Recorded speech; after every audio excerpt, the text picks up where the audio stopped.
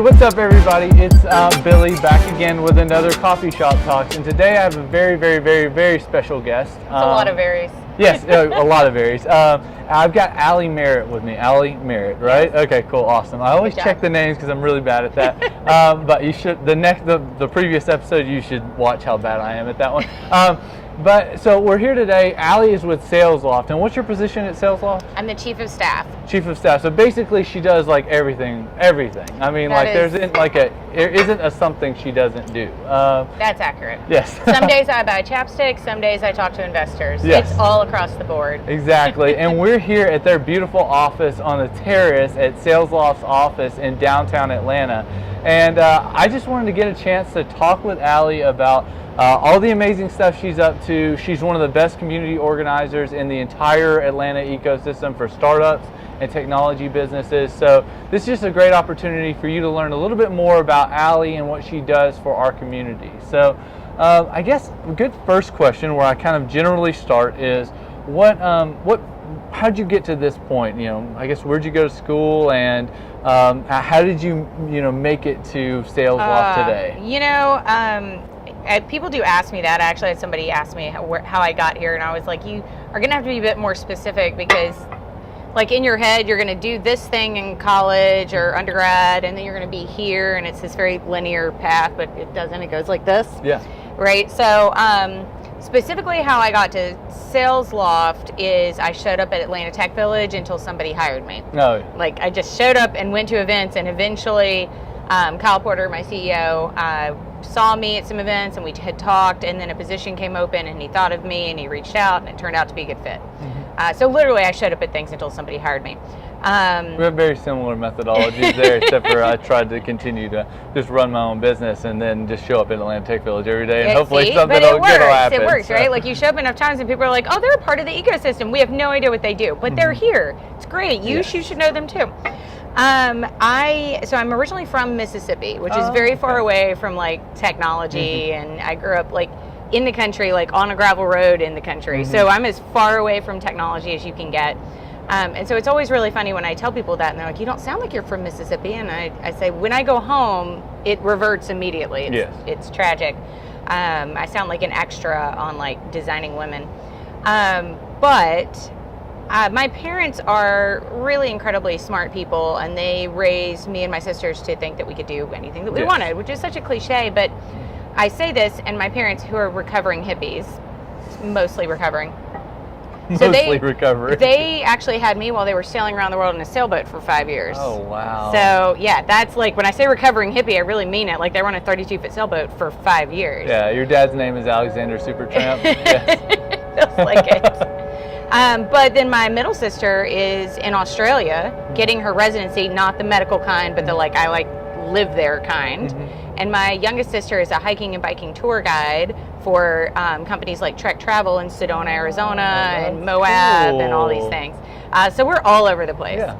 And I'm like, I like health insurance, and so here I am. But yeah, so when I went through school, I actually went through in graphic design and journalism. And so I worked in newspapers for like 6 years. Loved it. I worked the night shift. So it was like 5 o'clock in the afternoon until like 1 a.m. You put the paper to bed. If you're in a big enough city, then you go out. If you're in Northwest Arkansas, then you go home. So I've worked for like 4 or 5 major metro papers, and I liked nobody does journalism for the money, right? You're working nights, you're working weekends, you're working holidays, you get paid less than teachers. You do it because everybody is there doing something they love. At night, hitting a deadline, pulling for a common goal. And so after newspapers went under, I kind of floundered for a little while. I had to figure out what I was doing. I did marketing for a bit. I worked for a super corporate company, very like office space. Office space is a real place. There is probably somebody in the basement with a stapler. Yeah. I moved from there back into tech because I realized that what I was looking for was what I had in journalism at night, was a small team with a common goal pulling together for something they loved. Yeah. And I realized that what that actually is startups. Well, that's cool. So a lot of people know Aly through something called Aly in the ATL, right? So yes. It's her blog, her thing that she puts out with, and and writes for and does all kinds of cool stuff. And it's probably the first introduction I had to Aly. And so I found an article, I think, and then I saw her at Atlanta Startup Village, which is something she runs every single month, and everyone should come to every month. Atlanta Startup Village. Five startups pitch, and then companies pitch in between those. And I've pitched there before. I shouldn't have pitched there, I think. Okay. I was living in Atlanta, Alabama at the time, and technically it's only for... Technically you weren't supposed to, but you were moving, and so we let it slide. But so that just points out one of the really unique features of Aly and what she does for our community is that she just gets involved, and so I just really appreciate that. Somebody has to. Yes, exactly. Yeah, and I think you say this as somebody who's running coffee talks. Yes. You just get involved. Yes, and I think that's one of the important things that you'll learn from Aly. And one of the things that I get to take away from coffee shop talks is I get to meet great people and understand how they engage with the community that we're in. And Aly is the prototype for how to engage with the community. So, so tell me, you're at Salesloft now. Yes. What do you do at Salesloft? Well, like we said, a little bit of everything. So when I started at Salesloft just over 4 years ago, we were actually at Atlanta Tech Village at the time. We were one of the first companies in there. And then we grew, and then we grew, and then we grew. So when I started, it was like 11 of us in a really small room, and now we have like multiple floors. Like, that feels weird. We feel, sometimes I've described this as being like the teenagers when your parents like go on vacation and you're suddenly like, I'm in a house by myself pretending to be an adult. And you're trying to figure it out. How many people do y'all have now? Almost 300. Oh wow. Yeah. That's amazing. Yeah, it's crazy. And I try desperately to like learn everybody's name, which is part of my job. So I am the chief of staff, which is this sort of weird non-C-suite, C-suite title. And when they offered it to me, Kyle and Rob, our co-founders, came up with it. They'd seen a chief of staff done really well at a different company, and they wanted to bring it here. And so when they offered it to me, I was like, well, what is it? And they were like, well, we're figuring that out. And so I started doing research, because I'm a research dork. And I realized that it's different to everybody. Some places chiefs of staff are kind of an executive assistant on steroids, and some places they literally stand in as the CEO in meetings. And we're somewhere in between those two. I'm the inaugural role. It's an 18-month position. So at the end of it, I cycle into theoretically a management or leadership position of some sort, and somebody else cycles in, and you learn the business from the inside out. Which has been really cool. Like, now I've done a Series C, we've done an acquisition. Like, there's a lot of things I would not have learned about the business if I hadn't taken this role. I mean, it seems like an amazing opportunity. I know when I've learned the most in any organization, it's when I was surrounded by people of leadership or people that were significantly smarter than I was. And so what you've been able to do is be in a role where you're with the leadership making decisions and be able to understand, what the nuance to those decisions are, so that in the future you're able to take on those responsibilities. There are,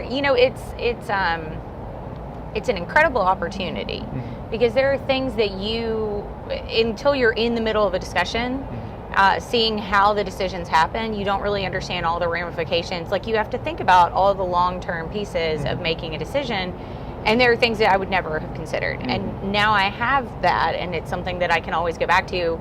Whether I end up in a fully leadership position or not, I now think through things in a different way. I think through things in a more financial way. I think through things in a long-term impact on people sort of way.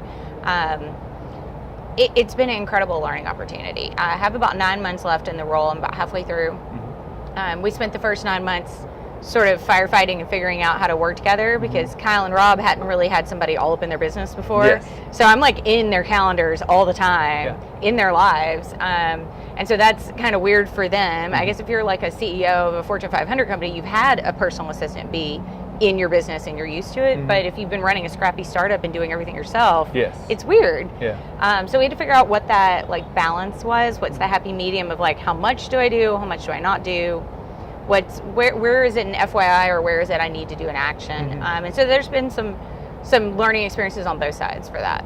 Absolutely. So I guess something that I've been really interested in, and I've talked to a couple of different people. I talked to Karen Houghton over at Atlanta Tech Village.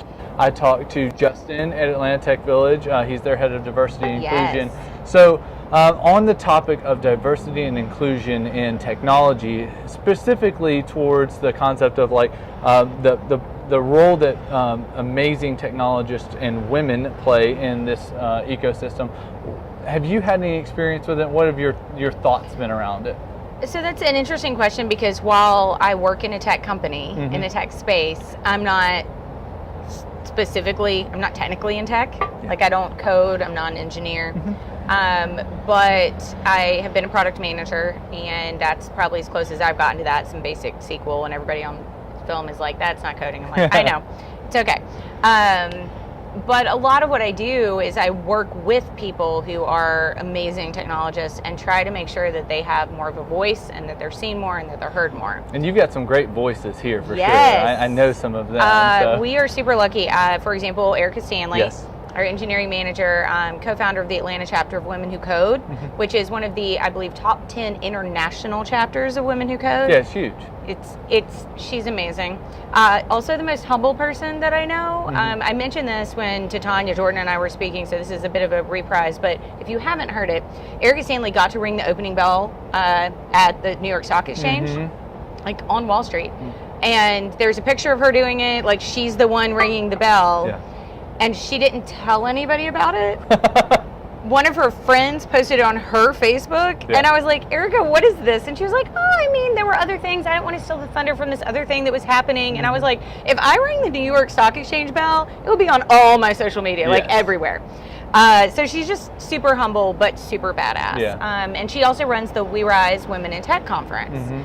And this is the second year that they've done it, and it's like 600 people who come together specifically to support diversity and inclusion. And then I think this year they had like 8 tracks of training, and they're led by these fantastic engineers. We've been lucky enough to have some engineers run some of the tracks and do some of the trainings, but it's everything from talking about culture to talking about building your brand to learning to code specific things. And it's just awesome to see everybody there. So 1, We Rise, 2, Women Who Code. In general though, as a whole, Salesloft supports a lot of diversity and inclusion, and I say both of these together. I think we do a great job of inclusion. We're working on being even more and more diverse. Diversity's going to the party, inclusion's being asked to dance. Yes, absolutely. So we do a great job with that too. We support the annual Pride Parade here. We have a float, we have shirts, we do all of the things because our head of QA, our head of product, all of the people who are on the technical side here are huge on diversity and inclusion as well. We wish we had more female engineers. We try really hard to hire them. We hire them in as junior engineers because that's been part of the problem, is hiring experienced female engineers, especially in Atlanta. Like, I know we're sitting next to Georgia Tech, and you would think we would have more of a steady stream from that, but a lot of people hear tech and they think they have to go to San Francisco. And so we do lose some people there, but the women, people of color, they're there. You just have to find them. And so that's what we're doing, is actively looking for them. So if you are an engineer, someone in tech, and you are in a diversity space, we want you if you're a fantastic engineer, but we really want you if you can fill in the diversity and inclusion piece too. Yeah, and I can attest that I have a lot of friends that work for Salesloft and think it's probably one of the most amazing places ever. I actually have a friend that posted a video on Facebook that he worked over the weekend a couple weeks ago, and he got like a BMW or something that he got to drive around, like a sick M4 or something. I think it is an M4 actually. We have a company car, and you win it, and different teams win it every week. Sometimes it's sales, sometimes it's engineers, and you get to drive it and have fun with it. It has like its own parking spot here. It's a little ridiculous, but kind of fun. And I think my favorite part about that is that it's not just the sales reps who get the big prizes. It's also the engineering team, the marketing team, the customer success team. it takes everybody to be able to make things work. I talked to Sangram from Terminus a while back, and I think they were doing a Ferrari for a while or something like that. So like, I just think it's really neat. Like I'm an entrepreneur. I hate like even like the classification of things, but the thing that I envy a little bit of these businesses that are able to grow to this scale is their ability to offer these amazing incentives and ways to support their company and their individuals in their company through very unique and interesting ways. I mean, it's something you don't see in a lot of traditional enterprises, and it's really cool. I think the important part about that is, so we've mentioned unique and interesting, and the BMW is fun, but one of the things that we rolled out as a company recently that is also important to diversity and inclusion is the parental leave policy. Yeah, absolutely. And so, not being a giant corporation, we don't have as much funding to do this kind of thing, but it was so important to us to do it that we looked at the ROI of maintaining returning parents to the workforce and supporting them. So we have this fantastic parental leave policy. It's 12 weeks fully paid. We do 12 months of diapers. We do 12 weeks of meal delivery. We do 12 weeks of house cleaning. And then when you return, you get 4 weeks of 50-50 time, work from home, work from work, because you're trying to figure out how to be an adult and a parent and like working. And that's not only for maternity, but it's also paternity and adoption. Oh wow, that's and awesome. That's huge. That's the inclusion part, right? Is not just like we want to include new working mothers, but we have dads who half the time are stay-at-home dads. We have a lot of people at work who have adopted, and so and I think something that people really don't, and what's funny is you say like enterprises have the ability to do it. A lot of enterprises don't do anything to do with this, and they're not even interested. But what's funny is my wife and I have talked about this, and we have a son that has some special needs, and it's very difficult to be able to handle those situations and be a parent. And what's even more interesting is those people are a lot of times your senior engineers, your senior people, because they've already gotten to that stage in life and they've got a lot of experience. And so you definitely don't want to lose those people, and you definitely don't want to subjugate them because of their situation. I grew up, I've got a handicapped brother, he's got cerebral palsy, and so he wasn't supposed to live past 6 months, and he's 42 this year. That's 42 fantastic. this year. And so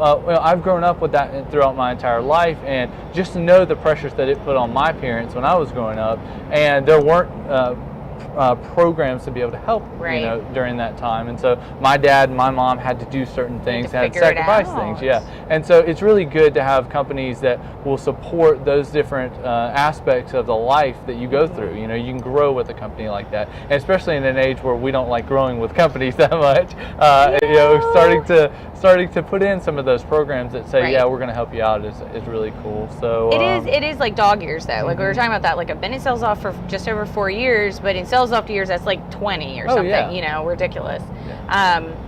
Greg, one of our fantastic, I think he's creative design manager. I'm going to get his title completely wrong, and he's going to laugh at me because I butcher it every time. In my head, he is all the creative things in marketing because he was our very first hire. And so he started as an intern and then became full-time, and he's been here just over 5 years. So I'm just like, wait, you were 3 people. And now it's 300. Exactly. It's crazy. It's pretty amazing. It is. But, it's cool that we as a company have the chance to do something industry leading and maintain that. It is one of the best places I've ever worked. It's the best place I've ever worked. It's one of the few places I've ever actively recommended to other people to come work here. And I have worked at some challenging jobs. I've worked at some not so great jobs. I've worked at some okay jobs. This is absolutely the best place I've ever worked. Yeah. Well, like I said, I can attest to that through some of my friends. Thank you. So if there's something that my audience out there can help you with, we're already going to tag Aly in the description. She's Aly at Aly in the ATL everywhere. One L. Yeah, one L. And then also go to AlyInTheATL.com, right, to check out her blog. But if there's anything that my audience can help you with, what would that be? One of the things we talked about doing Atlanta Startup Village, the 5 companies, 5-minute pitches. The thing that I struggle with is finding, I'm going to go back to diversity here, is finding diverse people to pitch. There's a bit of a trend, especially out of Atlanta Tech Village based companies, to be younger male Caucasian tech apps. And those are not bad things. Those are fantastic. I see a lot of them that are really great. But I know that there's more than that in this city. But those people don't come to me. I have guys who come to me and they're like, I have this idea and right now it's a prototype and in like 4 months it's going to be a thing, and so can I pitch in 4 months? And I'm like, probably. Yeah. Sure. If it exists in 4 months, come back you to me in can. 4 months. And then I have people who have had a company that's been running for like a year and a half, and they're like, I don't know if I'm ready, but their friends are nominating them. Yeah. So if you know somebody who should be pitching their company and they're shy, send them to me. Yeah. All my information is at Aly in the ATL, and I'm Aly in the ATL at gmail.com and Aly at Aly in the ATL. So you can find me somewhere. Yeah, and also I'll tag everything in the description below, but make sure to comment below any person or any company you think should be pitching in Atlanta at events. Yes. And I'm sure Aly would be more than willing to, connect them with the right place, and so will I. So I'll find something for you. Yeah, exactly. Even if it's not me, even if I'm not the right person for it, there are other events here in town, and we all talk to each other. We send people to each other. We're I'm like, sure between the two of us, we can find something amazing for you. Please talk to it. Yeah, exactly. Sometimes all you need is that little bit of visibility, and that's like we talked about the community aspect. These people need this. These people have this. You just need to get together and talk about it, and that's all it really takes sometimes. And make sure that you are willing to reach out and ask, because the thing that will never happen is if you don't communicate with us, we won't know you exist. So make sure that you do that. So, well, I appreciate you taking the time, hanging out with me today, giving me the opportunity. The beautiful view. To hang out. It's like perfect weather. Like, it's so nice today. And this is Coffee Shop Talks signing off again. Thank you so much. Thank you. See ya. Bye. There we go.